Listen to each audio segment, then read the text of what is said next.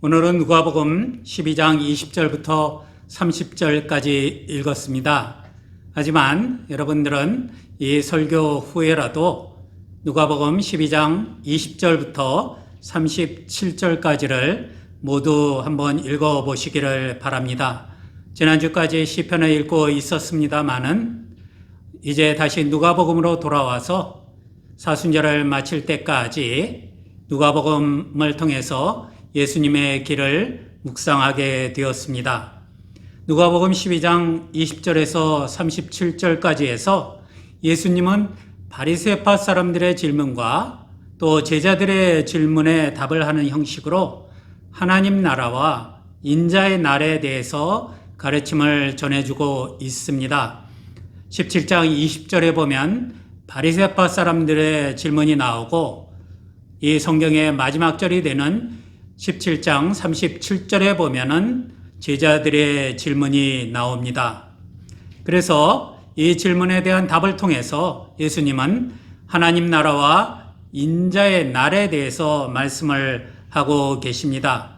하나님 나라와 인자의 날은 예수 그리스도를 통하여서 이루시는 하나님의 구원의 모습을 드러내는 여러 가지 표현 중에 하나라고 할 수가 있습니다. 사실 우리가 솔직하게 생각을 해보면 우리가 하나님의 구원의 총체적인 모습을 완전하게 이해할 수는 없는 것입니다. 그것이 아직 완전히 드러나지 않았기 때문입니다. 그리고 우리가 알고 있는 것은 제한될 수밖에 없습니다. 그런데 우리가 알고 있는 제한된 하나님의 구원에 대한 것들 중에서도 그것을 한 가지 한 단어로 표현하는 것은 불가능하다고 생각이 됩니다. 바울은 하나님의 구원의 너비와 길이와 높이와 깊이는 우리가 측량할 수 있는 것이 아니다 라고 이야기를 합니다. 에베소서에서 이런 구원의 풍성함과 충만함에 대해서 이야기를 하고 있습니다.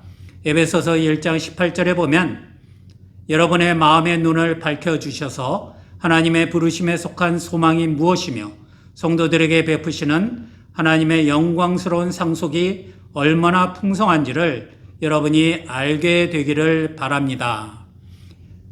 여기서 바울은 우리의 구원을 하나님의 영광스러운 상속이라고 혹은 하나님의 부르심에 속한 소망이라고 그렇게 표현을 합니다. 그것에 대해서 우리가 알게 되었으면 좋겠다. 그런 바람을 여기에 표현하고 있습니다. 마찬가지로 에베소서 3장 18절부터 19절까지 보면은 이런 말씀이 있습니다.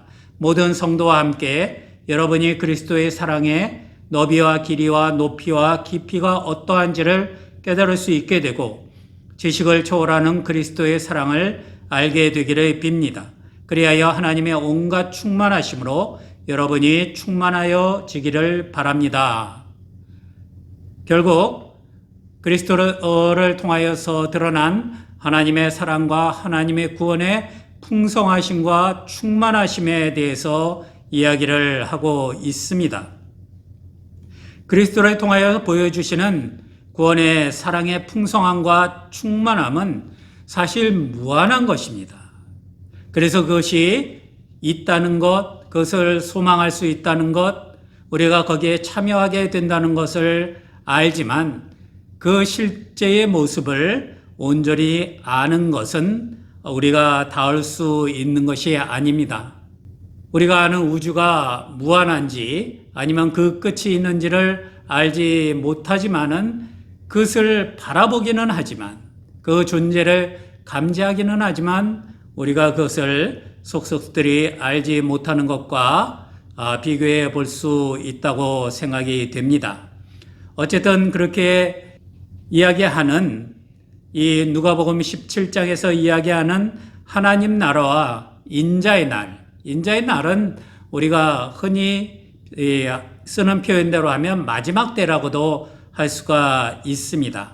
이 하나님 나라와 인자의 날은 마찬가지로 예수님이 하나님의 구원의 모습을 전해주기 위해서 복음서에서 자주 사용하던 우리의 구원에 대한 표현이라고 이야기를 드릴 수가 있습니다.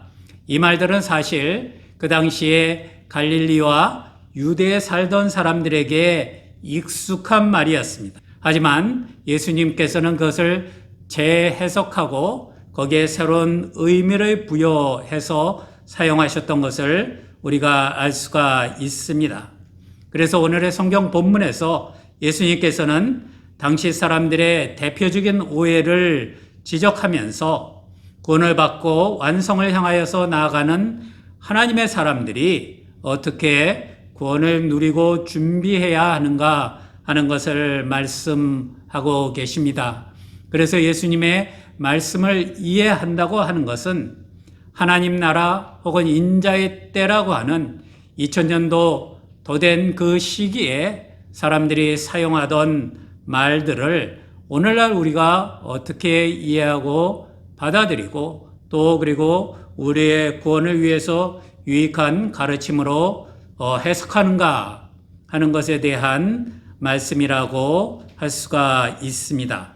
예수님께서는 첫 번째로 사람들이 때와 장소에 집착하는 것을 지적하고 계십니다. 이미 말씀드린 대로 누가복음 17장 20절에서 37절은 바리새파 사람들의 질문으로 시작해서 제자들의 질문으로 마무리가 되고 있는 것을 볼 수가 있습니다. 17장 20절에 보면 바리새파 사람들이 하나님의 나라가 언제 오느냐고 물으니 예수께서 그들에게 대답을 하셨다. 하나님의 나라는 눈으로 볼 수 있는 모습으로 오지 않는다 하고 말씀하셨습니다. 누가복음 17장 37절에 보면 제자들이 예수께 말하였다.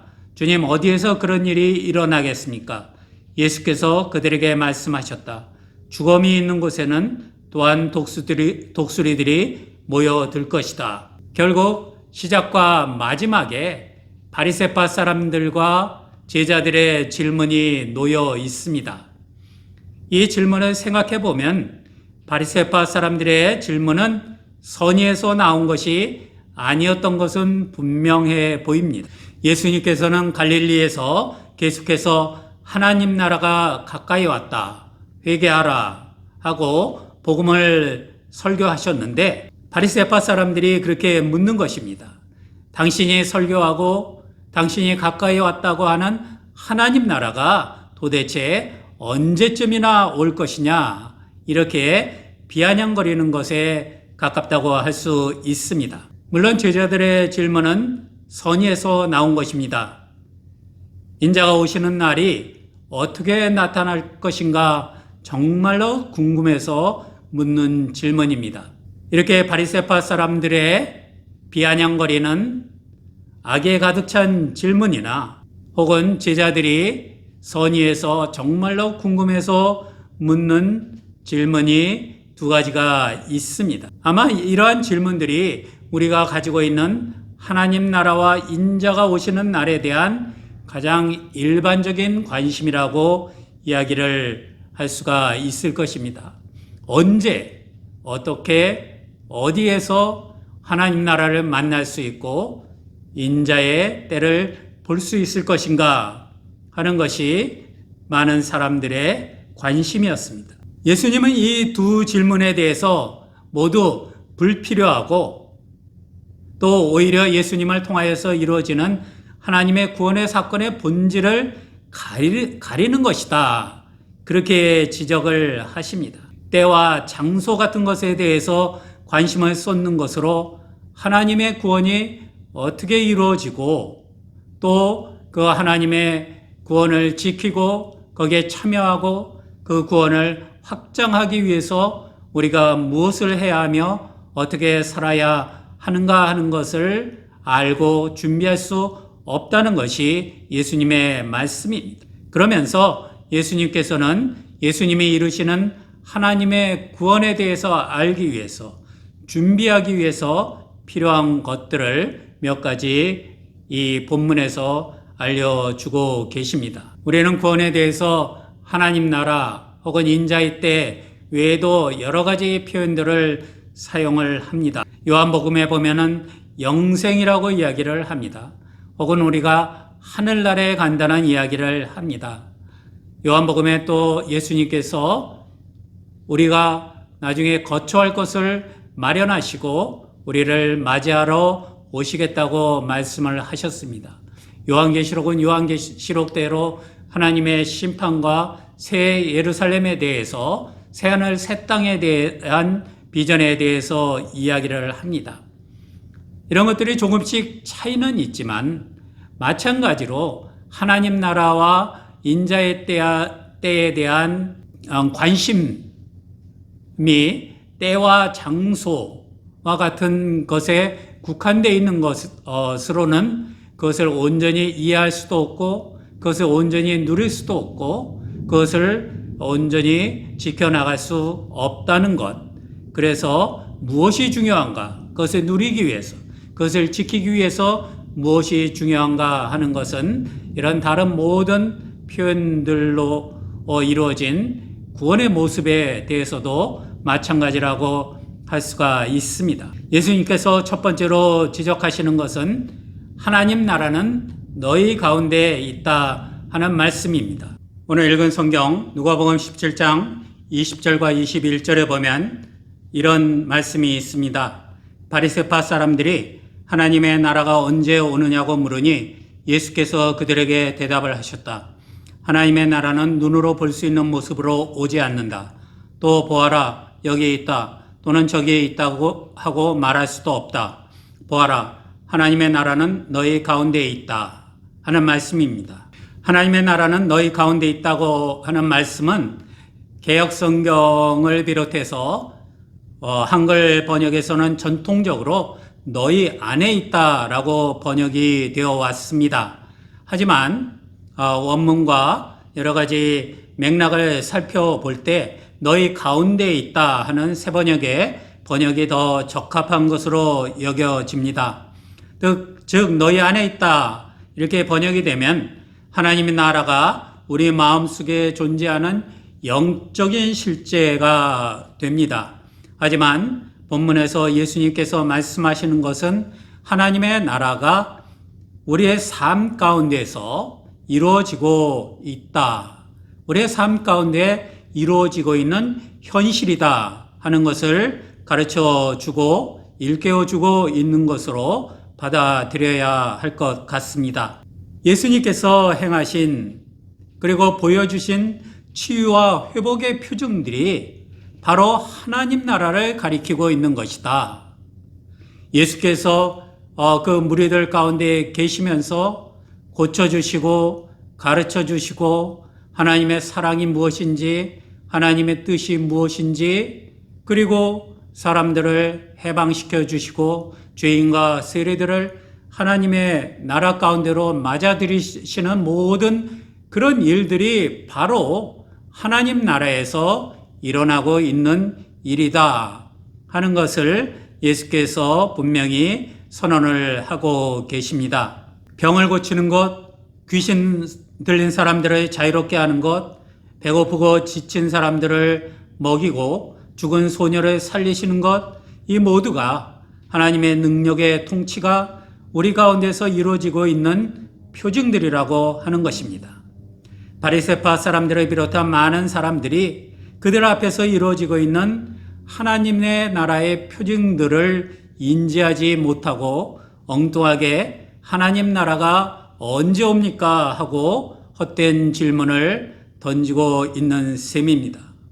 예수님을 통하여서 나타나고 있는 그런 사건들 가운데서 무엇이 이루어지고 있는가 하는 것을 인식하지 못하고 그것들을 무시하면서 그것들을 배척하면서 예수님께 다가오는 사람들은 그 가운데서 이루어지고 있는 하나님 나라의 역사를 알지도 못하고 듣지도 못하고 있는 것입니다. 귀가 있어도 듣지 못하고 눈이 있어도 보지 못하는 사람들의 모습입니다.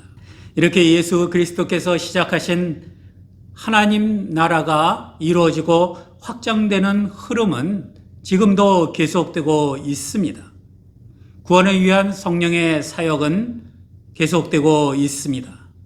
하나님의 구원에 참여하는 사람은 우리 가운데 이루어지고 있는 이 하나님 나라의 표징을 인식할 수가 있어야 됩니다. 그렇지 않으면은 하나님 나라의 사건들이 우리 주변에서 이루어지고 있음에도 불구하고 하나님 나라가 이루어지는 때가 어디입니까? 하는 엉뚱한 질문을 던지고 엉뚱한 데에 관심을 두면서 실제로 일어나고 있는 하나님 나라의 사건을 지나치게 된다고 하는 것을 보여주고 있습니다. 그렇기 때문에 하나님의 구원에 참여하는 사람은 우리 가운데 이루어지고 있는 하나님 나라의 표징을 인식할 수 있어야 합니다.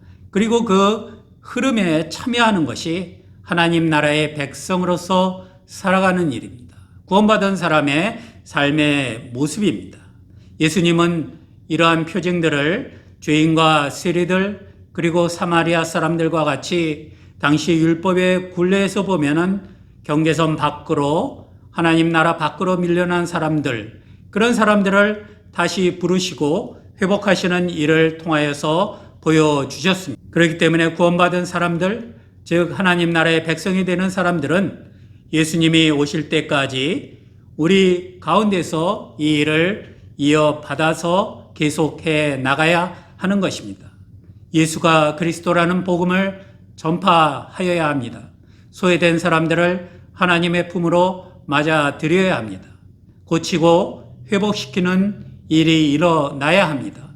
이것이 모두 하나님 나라의 표징이고 이런 일들이 이루어지는 것이 하나님 나라가 되는 것입니다.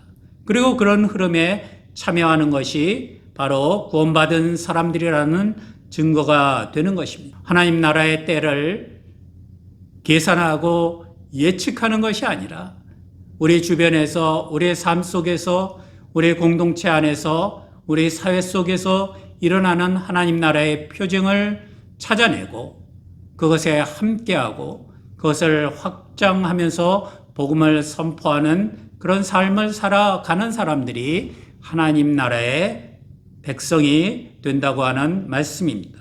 두 번째, 예수님께서는 십자가를 거쳐야 한다 하고 말씀을 하셨습니다. 17장 24절과 25절에 보면 이렇게 말씀을 하십니다. 마치 번개가 하늘 이 끝에서 번쩍하여 하늘 저 끝까지 비치는 것처럼 인자도 자기 날에 그러할 것이다. 그러나 그는 먼저 많은 고난을 겪어야 하고 이 세대에게 버림을 받아야 한다. 앞에 있는 말씀은 인자가 가진 권능과 영광에 대해서 말씀을 하고 계십니다. 하지만 그런 권능과 영광을 가지고 다시 오시기 전에, 그 전에 고난을 겪어야 하고 버림을 받아야 한다. 그렇게 말씀을 하십니다. 예수 그리스도의 구원이 성취되기 위해서는 고난을 받고 버림을 받는 길을 거쳐야 했습니다. 이 말씀이 예수 그리스도의 십자가의 고난으로 드러났음을 우리는 알고 있습니다. 그 고난은 구원을 이루기 위한 예수님의 길이었습니다. 하나님 나라도 십자가를 통하여서 이루어집니다. 인자가 오시는 날도 십자가가 선행되지 않으면 있을 수 없는 일이었습니다. 예수님의 길이 그러했던 것처럼 제자의 길도 십자가 없이는 갈 수 없다고 예수님께서는 분명히 말씀하셨습니다. 누가복음 9장 23절에 보면 그리고 예수께서 모든 사람에게 말씀하셨다. 나라에 따라오려는 사람은 자기를 부인하고 날마다 자기 십자가를 지고 나를 따라오너라. 누가복음 14장 27절에 예수께서는 누구든지 자기 십자가를 지고 나를 따라오지 않으면 내 제자가 될 수 없다고 말씀을 하셨습니다. 하나님 나라가 우리 가운데 있다는 말씀은 하나님의 구원이 우리 삶 속에서 진행 중이라고 하는 말씀입니다. 바울은 이를 이렇게 표현했습니다. 빌립보서 2장 12절 13절에 보면 이런 말씀이 있습니다. 그러므로 사랑하는 여러분이 언제나 순종한 것처럼 내가 함께 있을 때뿐만 아니라 지금과 같이 내가 없을 때에도 더욱더 순종하여서 두렵고 떨리는 마음으로 자기의 구원을 이루어 나가십시오. 하나님은 여러분 안에서 활동하셔서 여러분으로 하여금 하나님을 기쁘게 해드릴 것을 염원하게 하시고 실천하게 하시는 분입니다. 두렵고 떨리는 마음으로 늘 근신하고 조심하고 그리고 마음을 다 쓰고 정성스러운 마음으로 삶 가운데서 구원을 차츰차츰 이루어 나가라는 것입니다.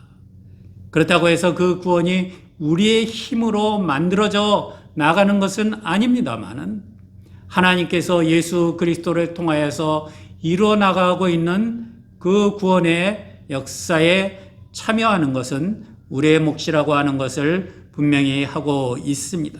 어둠의 힘과 죄의 굴레와 싸우면서 구원을 이루어 나가기 위해서는 하나님은 구원의 길에 십자가를 두셨습니다. 제자의 길에도 마찬가지입니다. 자기의 십자가 지는 것을 부인하고 은둔하여서 하나님의 나라의 때와 인자가 오실 곳을 계산하고 예측하고 그것만을 바라보며 기다리는 것은 하나님의 구원을 이루어 나가는 방법이 아닙니다. 십자가를 두려워하지 않고 십자가 지는 것을 마다하지 않고 어둠과 죄와 싸우는 가운데 구원이 이루어진다 하는 것을 분명히 하고 있습니다. 그 도중에 십자가를 지는 것은 필수적이다 하는 것이 예수님께서 보여주시고 또 제자들에게 요구하신 제자의 길이었습니다. 마지막으로 생각해 볼 수 있는 것은 이 본문에서 깨어 준비하면서 살아라 하는 말씀을 또다시 강조를 하고 있습니다. 예수님께서 마지막 때에 대해서 말씀하실 때마다 가장 강조하는 것이 깨어서 준비하여라 하는 말씀인 것을 우리가 압니다. 아마 2월달에 한번 이 때를 분간하라 하는 말씀을 통하여서도 역시 누가복음에 있는 말씀이죠. 이 12장 35절부터 48절에 있는 말씀을 통하여서도 준비하고 깨어 있으라고 하는 말을 예수님께서 얼마나 강조하면서 가르치셨는지를 우리가 살펴보았습니다. 아무튼 구원을 이루어 나가는 길에서 예수님께서 늘 강조하는 말씀은 깨어 있으라, 준비되어 있으라 하는 것임을 우리는 잘 알고 있습니다. 오늘 말씀에서도 예수님께서 강조하는 것 또 한 가지는 준비되어 있어야 한다, 깨어 있어야 한다는 것입니다. 누가복음 17장 26절부터 30절까지 말씀이 이렇게 전해집니다. 노아의 시대에 일이 벌어진 것과 같이 인자의 날에도 그러할 것이다. 노아가 방주에 들어가는 날까지 사람들은 먹고 마시고 장가가고 시집가고 하였는데 마침내 홍수가 나서 그들을 모두 멸망시켰다. 롯 시대에도 그와 같은 일이 벌어졌다. 사람들이 먹고 마시고 사고 팔고 나무를 심고 집을 짓고 하였는데 롯이 소돔에서 떠나던 날에 하늘에서 불과 유황이 쏟아져 내려서 그들을 모두 멸망시켰다. 인자가 나타나는 날에도 그러할 것이다. 창세기에 노아와 롯의 경우를 예로 들면서 때를 준비하지 못하고 일상에 파묻혀 살아가는 것이 얼마나 어리석고 위험한 일인가 하는 것을 예수님께서 알려주고 계십니다. 노아의 예를 들고 롯의 예를 든 것은 인자의 날이 홍수처럼 임한다, 혹은 하늘에서 쏟아지는 불과 유황과 같은 현상이 일어난다, 그런 것을 말하기 위한 것이 아니라는 것은 너무나 분명합니다.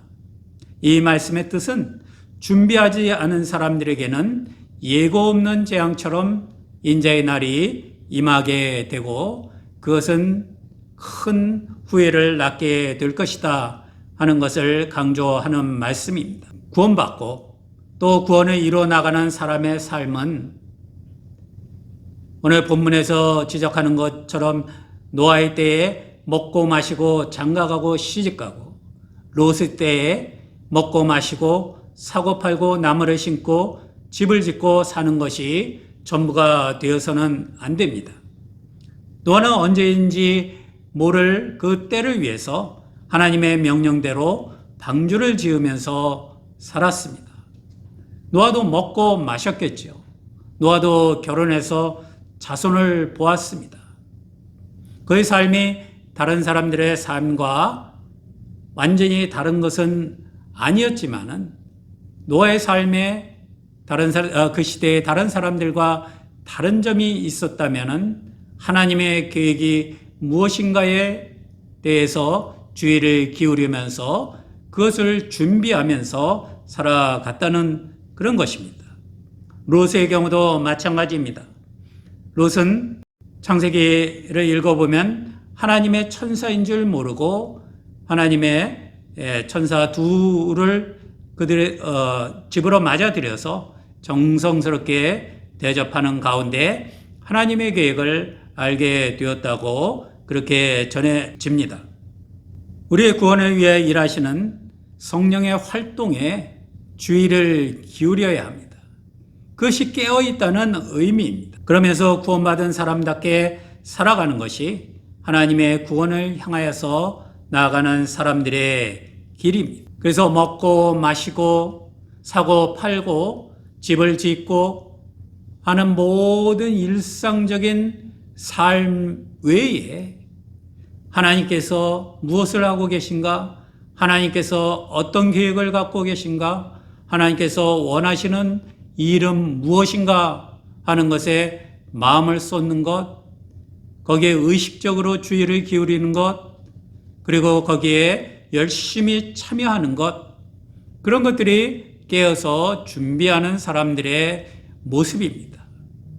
그렇지 않고 그런 것들과 상관없이 그냥 일상생활에 이루어지는 모든 일들, 그리고 그것을 넘어서 자신의 욕심을 채우기 위해서 무엇인가 몰두하는 그런 삶이 인생의 전부라고 한다면은 그것은 노아의 때의 다른 사람들, 롯의 때의 소돔에 살던 사람들의 모습과 다르지 않다 하는 것을 예수님께서 말씀을 하고 계십니다.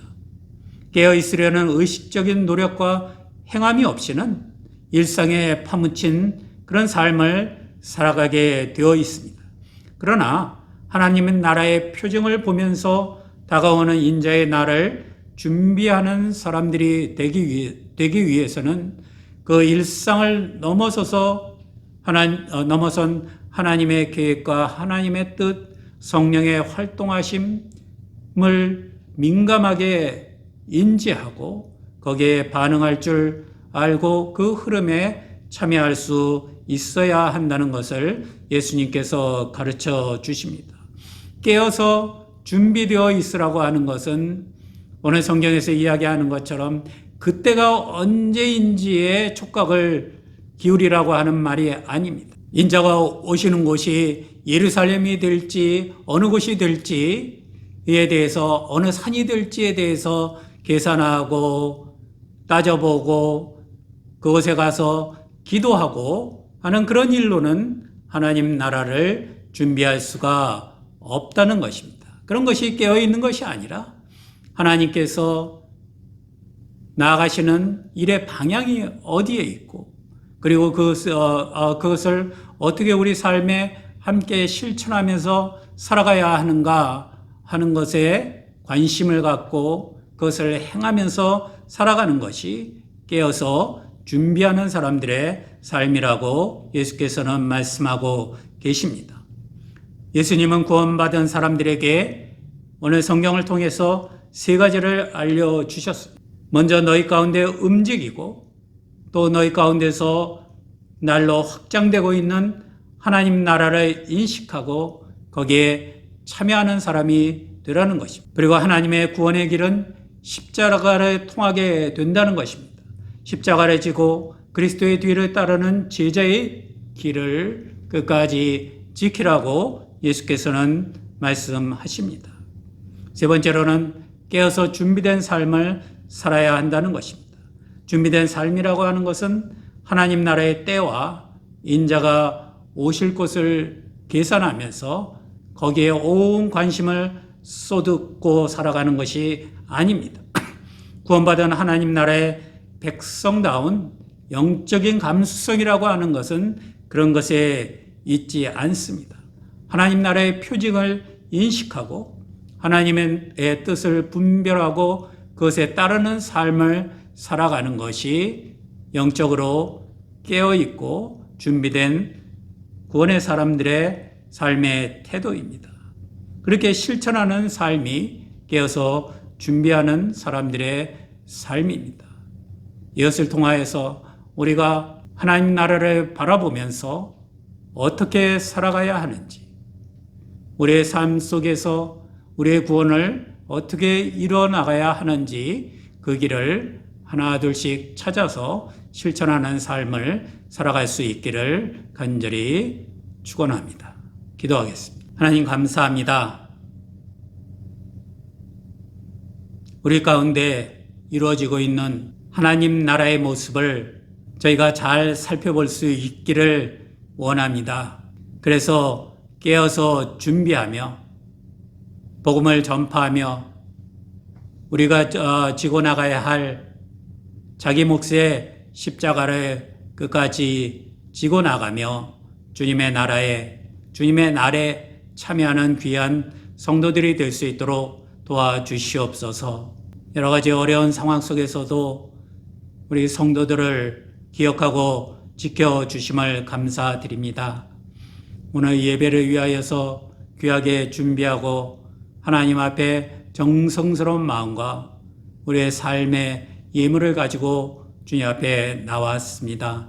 주님께 드리는 이 예배의 제사가 주님께서 기뻐하시는 예배가 되게 하시고 주님 앞에 드려지는 저희들의 삶이 성령님을 통하여서 주님 앞에 합당한 제물들이 될 수 있도록 도와주시옵소서.